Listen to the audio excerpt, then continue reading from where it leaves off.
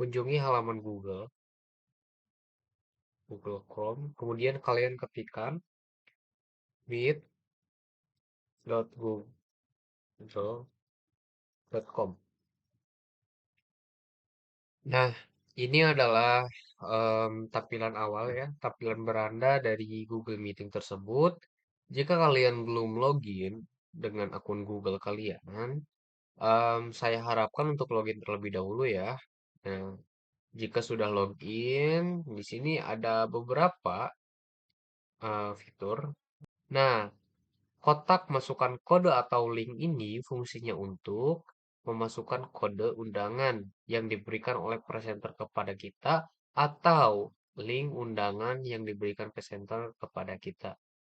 Fungsinya untuk kita bergabung ke dalam Zoom meeting tersebut, kita bisa menggunakan kode atau link ini. Gitu ya. Nanti di sini setelah kita masukkan kodenya, tinggal klik atau pencet gabung. Nah, selain itu, kita juga bisa membuat rapat baru loh. Nah, caranya dengan klik di button sebelah kirinya, di sini ada rapat baru. Kemudian di sini ada tiga feature. Yang pertama, buat rapat untuk nanti. Ini fungsinya untuk membuat rapat secara terjadwal, namun kita bisa pending rapatnya kapan dalam waktu dekat. Kemudian, yang kedua ini ada mulai rapat instan. Nah, ini fungsinya untuk membuat rapat secara langsung. Kita tidak perlu menjadwalkan, kita tidak perlu menunggu, kita membuat rapat pada saat waktu itu langsung gitu ya. Kemudian di sini ada jadwalkan di Google Calendar. Nah, ini kita juga bisa memulai rapat, dijadwalkan misalkan pada hari Sabtu tanggal berapa gitu, tanggal 22 misalkan atau kapan gitu. Nah, itu bisa teman-teman. Itu bisa kita jadwalkan di Google Calendar karena Google Meeting ini itu kan adalah sebuah produk dari Google.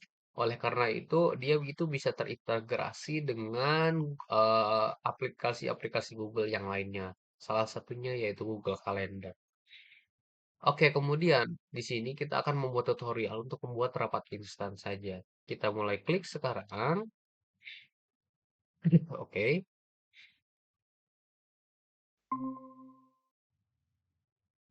Nah, ini sudah masuk ke dalam Google Meeting-nya. Oke, saya di sini akan berikan penjelasan terkait fitur-fiturnya satu persatu dimulai dari sebelah kiri ya.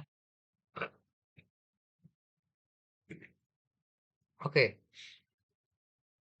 di sini ada sebuah pop-up ya, ada sebuah pop-up pemberitahuan bahwa kita ini bisa membagikan link ini. Jadi Google Meeting itu memberikan kita link. Link ini link apa? Ini adalah link undangan yang dimana audiens agar bisa memasuki Google Meeting kita, agar bisa memasuki meeting kita di sini ya. Kita tinggal cukup salin saja link ini. Link ini akan bisa diakses oleh audiens-audiens yang akan kita berikan link tersebut. Misalkan kita bisa contoh, kita share saja link ini ke WhatsApp seperti itu. Nah, itu akan dan mereka tinggal klik saja link ini, lalu bisa langsung masuk kepada Google Meeting kita. Oke, ini adalah langkah awal kita membuat Google Meeting ya. Lalu di sini juga ada keterangan waktu bahwa sekarang itu pukul 5 lebih 25 karena memang Google Meeting ini informatif juga ya teman-teman. Kemudian di sebelah kanannya ini ada apa? Di sini ada kode. Nah, mungkin rekan-rekan masih bingung ini kode apaan. Tadi di awal kita pas masuk Google Meeting itu kan kita disuruh untuk memasukkan kode atau link. Nah, kode ini berfungsi untuk sama seperti link undangan agar kita bisa memasuki meeting tersebut. Kita copy saja link ini misalkan, lalu kita berikan kepada audiens sehingga audiens bisa menginputkan kode ini agar bisa memasuki room meeting kita. Seperti itu. Sangat simpel sekali untuk memasuki Google Meeting ini. Kemudian di sebelah kanan itu ada fitur nih microphone yang dimana ini ketika ini berwarna abu, berarti mikrofon ini sedang berfungsi atau sedang menyala. Nah, di sini juga ketika saya sedang berbicara, di ikonnya ini ada kayak equalizer gitu, grafik nada gitu ya, bahwa kita itu sedang bersuara. Tetapi ketika saya klik, icon mikrofon ini dia berubah menjadi warna merah dan juga maknanya itu bahwa mikrofon tersebut sedang mati ya, tersilent gitu. Nah, di samping mikrofon ini ada icon segitiga ke atas nih. Ini fungsinya untuk memilih driver mikrofon yang akan kita gunakan. Kadang kita, misalkan saya sedang menggunakan headphone, itu pasti kita menggunakan mikrofon eksternal ya. Nah, biasanya itu ada di sini pilihannya. Kita bisa merubah mikrofon yang akan kita gunakan. Ini misalkan mikrofon Realtek Audio ini adalah mikrofon bawaan dari Asus.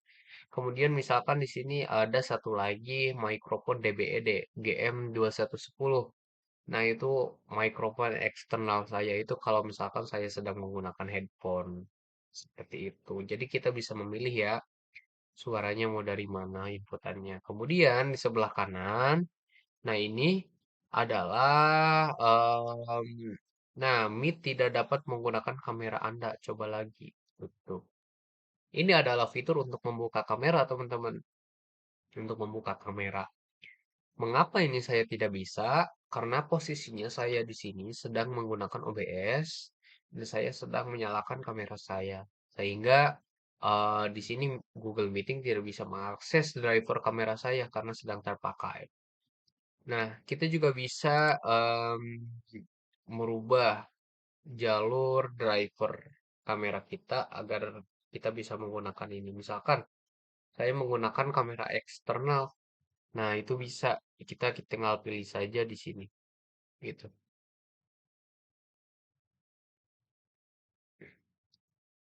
Oke. Selanjutnya di sebelah kanan itu ada logo CC ya. Ini artinya fungsinya untuk aktifkan teks. Ini adalah fitur aktifkan teks yang dimana ini fungsinya untuk memberikan translate kepada kita dari bahasa asing. Misalkan contohnya ketika kita sedang meeting dengan orang luar negeri menggunakan bahasa asing, nah kita tidak mengerti, tapi kita bisa loh menggunakan fitur translate ini agar kita bisa memahami apa yang beliau bicarakan seperti itu walau menggunakan bahasa asing. Kemudian di sebelah kanan, di sini ada fitur reaction. Ini fungsinya untuk memberikan reaksi kita terhadap presenter. Misalkan nih ada kejadian momen lucu dari presenter, kita bisa memberikan reaksi ini untuk tawa, misalkan kayak gitu. Ya, nah ini toh di sebelah kiri ada gambarnya melayang gitu ya. Kemudian misalkan kita ingin memberikan aplaus kepada orang yang sedang presentasi, kita bisa berikan tepuk tangan gitu. Nah, namun fitur reaction ini harap berhati-hati. Kenapa saya bilang harap berhati-hati? Kadang dalam suatu perkumpulan, dalam suatu meeting itu ada yang namanya juga attitude. Entah kita meeting pada saat offline ataupun online, attitude itu tetap digunakan. Yang di mana ketika meeting-meeting formal ada kejadian lucu dari presenter segala macam, itu kadang kita hindari atau minimalisir menggunakan fitur reaction ini, seperti itu. Namun ketika misalkan meetingnya itu semi formal ataupun non formal, nah kita bisa bukan secara bebas sih, kita bisa fleksibel lah dalam menggunakan fitur reaction ini. Misalkan ada momen lucu nih dari presenter ketawa, gak apa-apa. So, namun kita juga harus bisa memposisikan diri kita di mana kita sedang meeting, dengan siapa kita meeting seperti itu. Jangan pada saat profesor sedang memberikan arahan atau materi kita menggunakan fitur reaction dengan sembarangan. Nah, itu jangan ya. Oke, karena itu akan mengganggu jalannya apa namanya, itu akan mengganggu jalannya meeting tersebut. Selanjutnya di sebelah kanan ini ada fitur presentasi. Dan ini untuk mempresentasikan layar kita atau share screen kepada audiens gitu. Nanti akan saya jelaskan di akhir. Kemudian di sebelah kanan ini ada fitur angkat tangan. Nah, ini ketika kita sedang apa namanya meeting ataupun sedang ada perkumpulan, mungkin presenter akan memberikan audiens kesempatan untuk bertanya misal. Nah, kalau misalkan ini kan di lapangan juga ketika presenter itu memberikan kesempatan kepada audiensnya bertanya, pasti harus angkat tangan dulu dong, biasanya kayak gitu. Nah, di Google Meeting ini juga ada fitur seperti itu. Walaupun kita ada jarak jauh, kita nih susah untuk angkat tangan. Tapi di sini ada fitur angkat tangan. Kita tinggal klik saja, misalkan, Prof, saya ingin bertanya, seperti itu. Itu akan memudahkan profesor untuk memilih, oh ini misalkan Yogi Nugroho sedang mengangkat tangannya. Dan juga ini icon profil kita juga nanti akan tersematkan loh. Jadi itu akan dilihat lebih atas oleh presenternya tersebut. Sehingga kalau kita ingin bertanya, nah biasanya angkat tangan aja dulu. Itu attitude-nya seperti itu. Itu jangan langsung on mic ya. Takutnya ada presenter yang sensitif mungkin ya. Kalau misalkan on mic langsung itu kayak gimana gitu. Oke, selanjutnya di sebelah kanannya itu ada opsi lainnya. Ini adalah menu-menu tambahan dari Google Meeting. Di sini ada banyak sekali, misalkan papan tulis. Misalkan itu ada papan tulis virtual. Papan tulis virtual ini berfungsi untuk kita seperti whiteboard ya. Kita ingin kotak-kotak, misalkan kayak gitu. Nah, itu kita bisa juga gunakan papan tulis virtual ini. Kemudian yang selanjutnya ada ubah tata letak. Nah, ubah tata letak ini berfungsi untuk merubah tata letak dari icon-icon akun kita seperti itu. Icon-icon akun kita ini kayak gimana nih? Kayak saya nih. Ini ada icon ada profil, nama, nanti itu bentuknya kotak-kotak, Bro.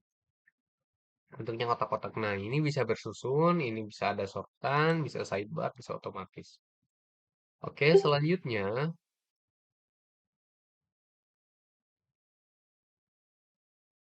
Oke, selanjutnya di sini ada layar penuh. Nah, layar penuh ini berfungsi untuk memaksimalkan layar kita. Contoh di sini, ketika kita ingin fokus terhadap Zoom meeting tersebut, kita tidak ingin terganggu dengan notifikasi-notifikasi lainnya, kita bisa menggunakan fitur layar penuh ini. Misalkan contoh di sini kita kan kelihatan nih taskbarnya ada info-info juga di bawah ini. Misalkan ada apa namanya? Notifikasi dari OBS, misalkan nanti ada WhatsApp, notifikasi dan lain-lain itu kan pasti kita akan terganggu seperti itu. Oleh karena itu, kita juga bisa menggunakan fitur layar penuh ini, contohnya kayak gini. Nah, ketika kita memasuki mode layar penuh, semua dari kanan kiri sampai bawah itu tidak ada aplikasi-aplikasi yang lainnya. Kita hanya fokus terhadap Zoom meeting tersebut, sehingga kita bisa fokus mengikuti alur Zoom-nya seperti itu ya. Kemudian cara keluarnya bagaimana? Ada dua cara. Yang pertama, kursor kalian bisa ke ataskan, kemudian nanti ada icon pop-up yang muncul X kayak gini. Nah, nah, kayak gini. Atau kalian juga bisa gunakan tombol di keyboard yaitu ESC. Tinggal klik ESC itu akan keluar sendiri. Nah, kemudian fitur selanjutnya ada buka picture in picture. Nah, ini misalkan kalian panggilan meeting Anda ada di jendela lain gitu. Kemudian selanjutnya ada terapan efek visual. Nah, ini contohnya kayak gini, terapan efek visual.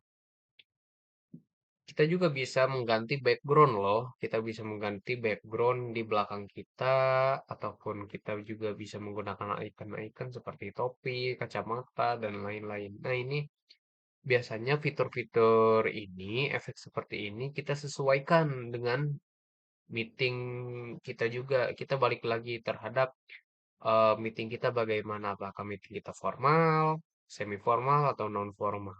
Kalau misalkan formal, saya kira jangan terlalu berlebihan ya dalam menggunakan fitur efek ini. Misalkan kita akan meeting dengan profesor, masa iya kita menggunakan icon-icon kayak gini kan takutnya gimana gitu ya.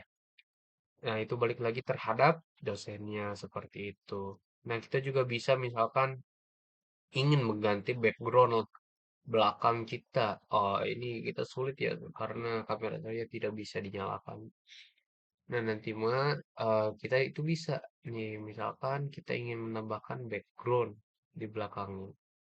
Nah, gitu. Di sini ada misalkan kita bisa tambahkan latar belakangnya dari galeri kita. Kemudian di sini ada buramkan latar belakang kayak ada blur-blurnya gitu di belakangnya gitu loh. Untuk bisa menutupi noise gambar yang ada di belakang kita ini agar kita bisa lebih profesional lagi ketika saat eh, on cam ya, on kamera itu. Selanjutnya di sini ada fitur aktifkan teks seperti tadi. Ini fungsinya untuk memberikan subtitle, kemudian ada laporkan masalah jika ada permasalahan di dalam Google Meeting ini. Misalkan ada fitur yang tidak bisa dinyalakan, atau ada kendala lain dari Google Meeting-nya, ini bisa digunakan untuk laporkan masalah. Kemudian laporkan penyalahgunaan. Nah, ini di mana kala kejadian seperti ada salah satu audiens yang mungkin menyalahgunakan Google Meeting ini untuk hal lain ataupun presenter ya. Untuk yang menyalahgunakan aplikasi ini itu bisa untuk laporkan penyalahgunaan. Kemudian pemecahan masalah dan bantuan ini fungsinya untuk di mana kala kita ada masalah nih, misalkan kita mikrofon kita tidak bisa nyala, kamera kita tidak bisa nyala, ataupun jaringan kita yang tersendat-sendat, kita bisa mengklaim pemecahan masalah dan bantuan ini. Mungkin pihak Google Meeting bisa membantu kita, gitu ya. Selanjutnya ada di sini setelan.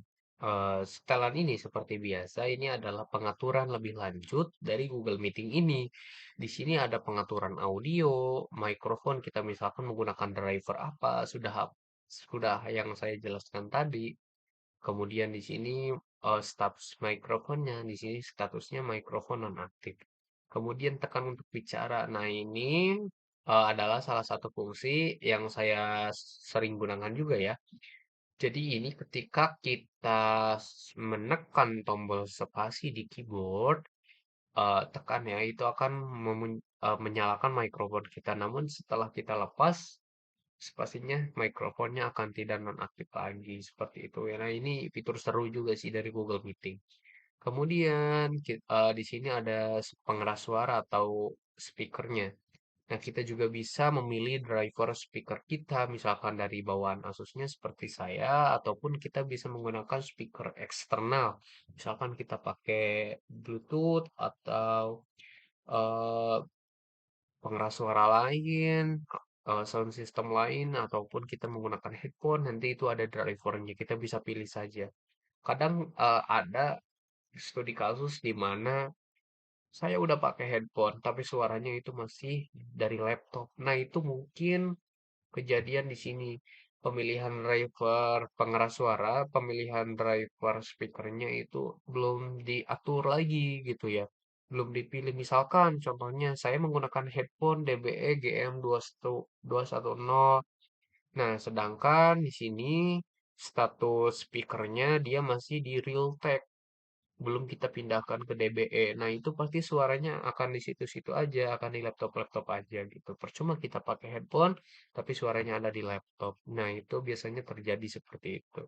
Kemudian di sini ada video. Nah, kita juga bisa mengatur apa namanya driver kamera kita bisa menggunakan bawaan dari laptop ataupun kita bisa menggunakan kamera eksternal seperti itu.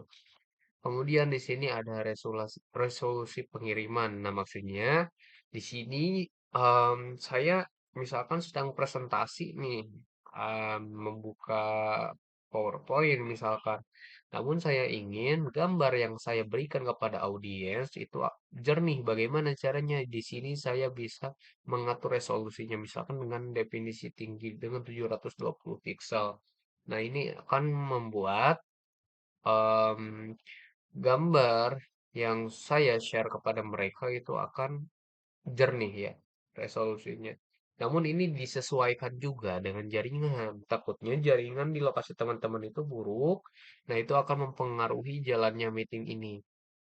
Kalau misalkan kita pilih pakai 720p, takutnya nanti kita memaksa gambar yang lebih jernih, tapi kan itu harus bit per secondnya itu tinggi. Sedangkan jaringan kita sedang buruk, nah itu akan tersendat-sendat nanti uh, meetingnya seperti itu.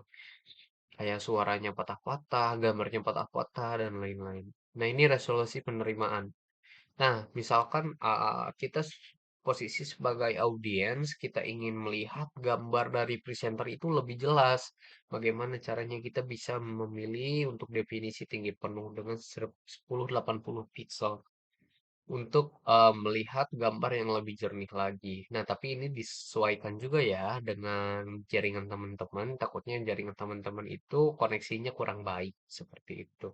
Nanti takutnya tersendat-sendat Zoom meetingnya. Nah, di sini ada setelan umum, ada setelan teks. Nah, kita bisa memilih teks yang ingin kita terjemahkan. Misalkan ketika audiens kita itu orang Inggris, kita ingin menerjemahkan ke bahasa Indonesia. Nah, ini bisa dipilih di sini ya, tuh Indonesia. Oke, kemudian di sini ada fitur reaksi atau reaction. Nah, tampilkan reaksi dari orang lain, animasi, suara. Kita juga bisa menambahkan suara reaksinya ya. Oke, kita dilanjut ke sebelah pojokan bawah. Di sini ada banyak lagi fitur ya.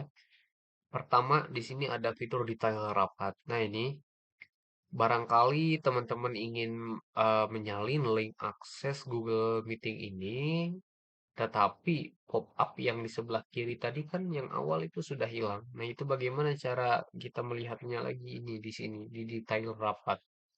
Kita tinggal salin info aksesnya saja lalu kita share saja ke audiens yang akan memasuki rapat. Nah, selanjutnya di sini ada tampilkan semua orang. Nah, ini fungsinya untuk melihat siapa saja audiens yang sudah masuk, siapa saja peserta Zoom meeting yang sudah memasuki meeting kita. Siapa saja peserta Google Meeting yang sudah memasuki meeting kita, seperti itu. Nah, di sini karena saya hanya sendirian, oleh karena itu hanya ada akun saya aja nih, satu orang di sini, kontributornya. Di sini kita bisa tambahkan orang, kemudian, nah ini bisa kita memasukkan emailnya, ya.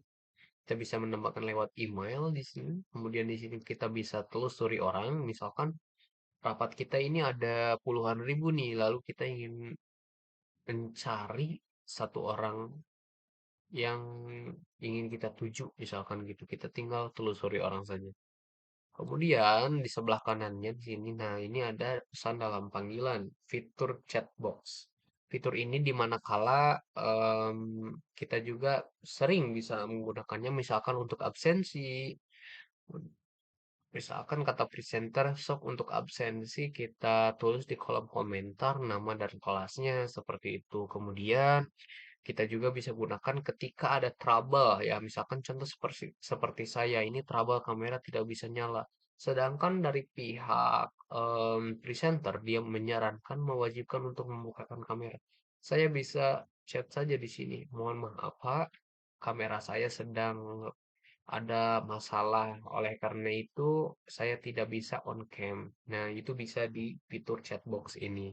Kemudian di sebelah kanannya lagi, di sini ada fitur untuk dapatkan add-on atau aktivitas ya. Di sini ada beberapa add-on unggulan, ada Miro, Lucid Spark for Google, kemudian ada Read, Meeting, Note Taker, kemudian ada papan tulis virtual, kita juga bisa live streaming dan juga rekaman di sini.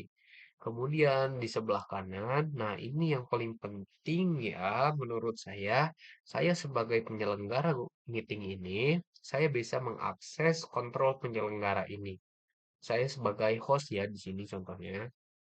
Nah, ketika saya nyalakan pengelolaan penyelenggara, saya akan bisa mengatur di sini. Misalkan contoh, yang pertama ada bagikan layarnya. Nah, saya bisa mengatur audiens kita, audiens saya, itu bisa share screen atau tidaknya itu bisa tergantung saya. Jika saya tidak mengizinkan audiens tersebut untuk share screen, saya tidak akan menyalakan centang birunya ini. Kemudian, yang selanjutnya ada kirim pesan chat. Nah, ini untuk chatbox tadi ya, maksudnya chat dengan semua orang. Ketika eh, chatbox ini saya matikan, audiens saya tidak bisa chat. Walau meskipun dia chat, Pak, mohon maaf, saya kameranya tidak bisa dibuka segala macam. Tetapi itu tidak bisa mereka. Tidak bisa pesannya sampai kepada saya, kepada kita semua gitu. Karena saya nonaktifkan pesan chatnya. Barangkali juga ada audiens yang kadang iseng ya, kayak spam, spam chat dan lain-lain gitu. Kita nonaktifkan saja untuk kirim pesan chatnya supaya meeting virtual kita itu berjalan dengan mulus dan lancar. Kemudian ada fitur kirim reaksi. Nah, di sini juga barangkali ada kasus di mana audiensnya itu iseng juga, lalu spam-spam kirim reaction. Nah, itu kita bisa nonaktifkan juga untuk kirim reaksi ini. Selanjutnya, diaktifkan mikrofon peserta. Nah, ini kadang beberapa audiens itu em, misalkan ada kasus mereka itu kayak kepencet mikrofonnya jadi kebuka terus sehingga menimbulkan noise suara yang dimana itu akan mengganggu berjalannya meeting virtual tersebut. Nah, itu kita bisa matikan saja mikrofon untuk semuanya. Mic, matikan mikrofon peserta dengan menancentang birunya saja. Ya cukup mudah. Kemudian di sini ada aktifkan video juga. Ini di mana ketika saya tidak mengizinkan atau mengizinkan serta atau audiens untuk mengaktifkan kameranya, ini saya bisa atur di sini. Ketika saya matikan, semua audiens itu tidak bisa untuk on cam gitu. Nah, di sini akses rapat. Ak- Yang pertama di sini defaultnya adalah kita dipilih dengan fitur yang terpercaya ya. Nah, ini maksudnya gini, ketika audiens ingin memasuki meeting kita, biasanya kalau misalkan saya terpercaya kayak gini, jenis akses rapatnya itu akan ada pop-up izinkan untuk mereka masuk. Jadi saya bisa mengontrol siapa saja yang masuk. Jika bukan anak murid saya, itu saya tidak izinkan, saya tidak ACC seperti itu. Nah, kalau misal jenis akses rapatnya terbuka, siapa saja boleh masuk, eh, kita bisa menggunakan jenis akses rapat yang buka. Nah, ini fungsinya untuk apa? Untuk jadi ketika orang masuk itu kita tidak perlu ACC ya. Kita tidak perlu capek-capek ACC, payah-payah ACC. Nah, misalkan kita nih audiens akan sekitar 2.000 orang. Nah, kita pegel nih, nggak mau nih ACC satu-satu terus 1.000 orang kan capek juga ya. Nah, kita pakai jenis akses rapatnya yang buka saja, supaya mereka tinggal masuk-masuk saja gitu. Oke, nah selanjutnya di sini saya akan menjelaskan fitur share screen yang sudah saya paparkan awal tadi. Di sini ada presentasikan sekarang. Nah, oke, yang pertama di sini ada Chrome tab. Nah, ini fungsinya untuk apa? Jadi kita bisa men-share Chrome tab yang ada di eh, Chrome kita. Misalkan contoh saya kayak gini. Saya akan menambahkan tab di sini yang tabnya misalkan YouTube. Oke, tabnya YouTube. Nah, di sini nah sudah ada ya di sini YouTube. Nah, layar YouTube kita, tab YouTube kita yang tadi kita buka ini bisa kita share kepada audiens kita. Tapi hanya tab tersebut ya yang kita bisa share.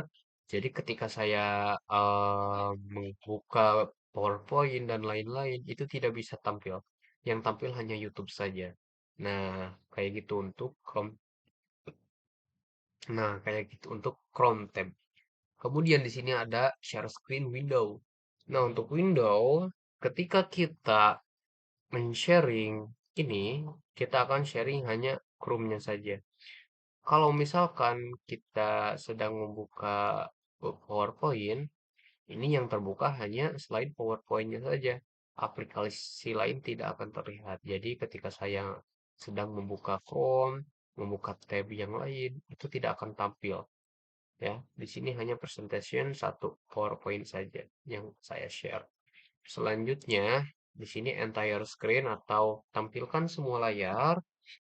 Nah, ini baru kita bisa men-share seluruh layar yang ada di laptop kita sesuai aktivitas yang kita lakukan ya. Misalkan saya sedang membuka PowerPoint, itu tampil. Saya sudah juga sedang membuka YouTube di sini, dia akan tampil. Jadi semua aktivitas yang saya lakukan di laptop, entah itu ke pengaturan Windows dan lain-lain itu akan tampil semuanya. Nah, kayak gitu ya untuk fitur share screen atau tampilkan layar. Nah, ini berfungsi juga untuk ketika kita sedang presentasi di kelas, kita ingin menampilkan PowerPoint agar audiens lebih jelas dalam pemahaman materinya itu bisa menggunakan fitur presentasikan sekarang atau share screen tersebut. Nah, mungkin Paham, penjelasan dari saya cukup ya untuk tutorial Google Meeting ini. Saya kira ini sangat simpel sekali Google Meeting. Sisanya boleh kalian kalian explore sendiri untuk fitur-fiturnya dan jangan lupa attitude Google Meeting ya yang sudah saya jelaskan tadi. Kita juga ketika sedang memasuki ruang Kit- Kita juga jika sedang memasuki forum diskusi harus memiliki attitude yang baik. Kita harus sopan maupun entah itu forum secara fisik ataupun secara virtual. Oke, segitu saja video dari saya.